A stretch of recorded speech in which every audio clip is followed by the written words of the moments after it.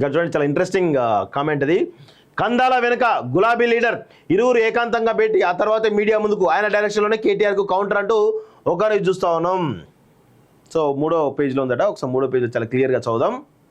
Amrit scheme విషయంలో BRS working president KTR చేసిన ఆరోపణలు ఆ పార్టీకి చెందిన మాజీ ఎమ్మెల్యే కందాల ఉపేందర్ రెడ్డి తప్పుపడడం సంచలనంగా మారింది. అయితే కందాల మీడియా సమావేశానికి ముందు బీఆర్ఎస్కి చెందిన కీలక నేత ఇంటికి వెళ్లి గంట పాటు భేటీ అయ్యారని ప్రచారం జరుగుతున్నది. ఈ సందర్భంగా ఇరువురు ఏం చర్చించుకున్నారనే అంశం ఆసక్తికరంగా మారింది. ఆయన ఇచ్చిన డైరెక్షన్లోనే కందాల కేటీఆర్ కౌంటర్ ఇచ్చారా అనే అనుమానాలు గులాబీ లీడర్లో మొదలయ్యాయి. కేటీఆర్కు దూరంగా కందాల. సో నాకు తెలిసి కీలకమైన నాయకుడు ఎవరే అంటే హరీష్ రావు అంటాడు. అంతకు మించిన ఇంకో నాయకుడు ఎవరైతే లేరు. హరీష్ రావు అని ఉండాలి, లేదంటే కవిత అని ఉండాలి. నాకు తెలిసి కవిత కూడా అయి ఉండొచ్చు మేబీ.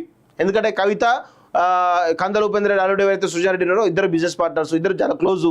సో అందుకే కందాలను ముందుంచే గేమ్ ఆడుతున్నారేమో అని చెప్పేసి చాలా క్లియర్గా చెప్పడం. ఎందుకంటే నేను కేటీఆర్ విషయంలో చాలా క్లారిటీ చెప్పి, అమృత్ విషయంలో కేటీఆర్ రేవంత్ రెడ్డి టార్గెట్ కాదు, సృజన్ రెడ్డి భుజాల మీద తుపాకీ పెట్టి కవితను గాలుస్తున్నాడని చెప్పి చాలా స్పష్టంగా చెప్పడం జరిగింది. చాలా మంది విమర్శలు చేశారు. కానీ గుర్తుపెట్టుకోండి, ఈ కందాల ఉపేందర్ రెడ్డి పోయింది ఖచ్చితంగా కవిత ఇంటికే ఉంటుందని నాకు అభిప్రాయం.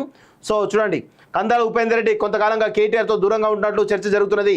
ఈ మధ్య కేటీఆర్ పలుసార్లు కందాలకు ఫోన్ చేసినా స్పందించలేదని సమాచారం. కానీ అమృత్ స్కీమ్ విషయంలో రేవంత్ రెడ్డిని టార్గెట్ చేస్తూ కేటీఆర్ ఆరోపణలు చేసిన మరుసటి రోజే కందాల మీడియా సమావేశం ఏర్పాటు చేశారు. అంతకుముందు బీఆర్ఎస్ చెందిన ఓ కీలక నేత ఇంటికి వెళ్లారనే ప్రచారం ఉంది.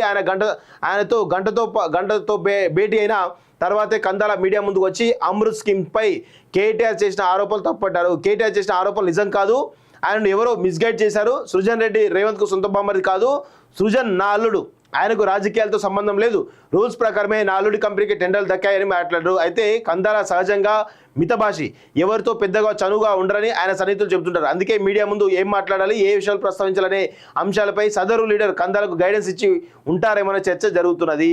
సో ఖచ్చితంగా రాసి పెట్టుకోండి, కందాల ఉపేందర్ రెడ్డి చేసినటువంటి వ్యాఖ్యల వల్ల బీఆర్ఎస్ పార్టీ ముఖ్యంగా కేటీఆర్ చాలా డిఫెన్స్లో పడ్డాడు. ఎందుకంటే సొంత పార్టీకి సంబంధించినటువంటి మాజీ ఎమ్మెల్యేనే ఈరోజు కేటీఆర్ యొక్క వ్యాఖ్యలు తప్పుపడుతూ ఆయన నా అల్లుడు, నా సొంత అల్లుడు అని చెప్పి చాలా స్పష్టంగా చెప్తూ ఆయన రేవంత్ రెడ్డి బామ్మర్ది అని చెప్పడం వెనకాల చాలా స్పష్టమైనటువంటి క్లారిటీ ఉంది.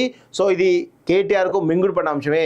సో కేటీఆర్ ఇప్పుడు అమృత్ స్కీమ్ గురించి మాట్లాడే దమ్ము ధైర్యం ఉందా, మాట్లాడే దమ్ము ధైర్యం ఉందా అని అడుగుతా ఉన్నాను. సిగ్గుండాలి కొంచెం మాట్లాడే ముందు, సిగ్గుండాలి. ఏది పడుతుంది మాట్లాడతా అంటే నీ సొంత పార్టీ మాజీ కీలక నాయకులే నిన్ను తిడుతూ ఉన్నారు. సిగ్గుండాలి కదా కొంచెమేనా.